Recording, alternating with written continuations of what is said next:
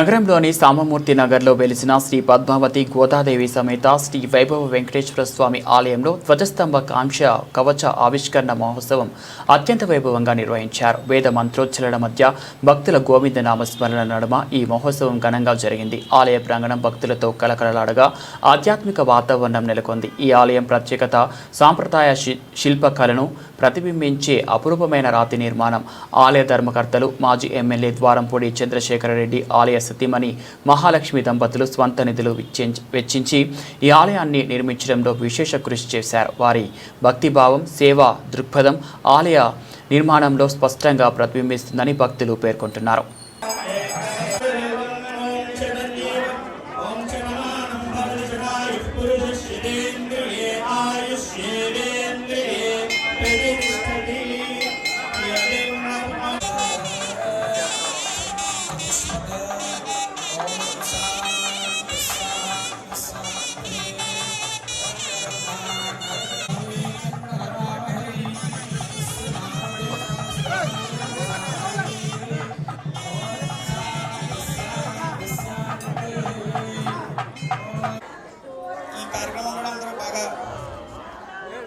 గోవింద నామస్మరణ చేసి దిగ్విజయం చేయాలని కోరుతున్నాను. గోవింద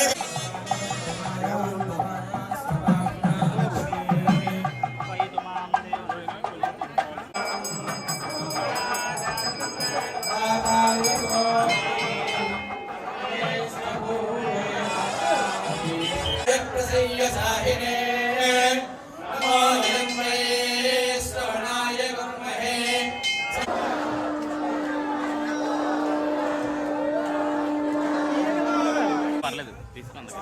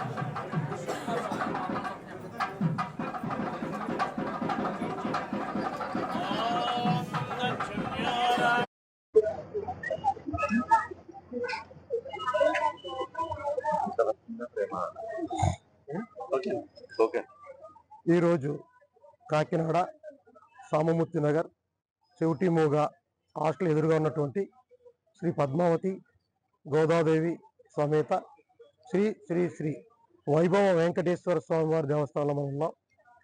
అదేవిధంగా ఈ దేవస్థానానికి మనం తెలుసుకోవాలనుకుంటే మాన్య శ్రీ ద్వారంపూడి చంద్రశేఖరరెడ్డి శ్రీమతి మహాలక్ష్మి దంపతులు ఇప్పటికే అత్యంత విలువైన కట్టడంగా వారి సొంత నిధులతో ఈ యొక్క ఆలయాన్ని పూర్తి రాతి కట్టడంతో నిర్మించడం జరిగింది. ఈ ఆలయం 2022 ఫిబ్రవరి 14 శంకుస్థాపన చేయడం జరిగింది. అదేవిధంగా 14/2/2024 విగ్రహ ప్రతిష్ఠ గావించడం జరిగింది. యాదృచ్ఛికమో స్వామివారి నిర్ణయమో తెలియదు, కానీ మళ్ళీ ఈరోజు 14వ తారీఖు 3వ నెల 2026 అంటే అది 2 సంవత్సరాలు, ఇది 2 సంవత్సరాలు, ఇది 2 సంవత్సరాలు, 26వ సంవత్సరంలో మళ్ళీ ధ్వజస్తంభానికి కాంక్ష కవచ విగ్రహ ఆవిష్కరణ మహోత్సవం చేసుకుంటూ అదేవిధంగా సుమారు 8 నుంచి ఈ ఆలయ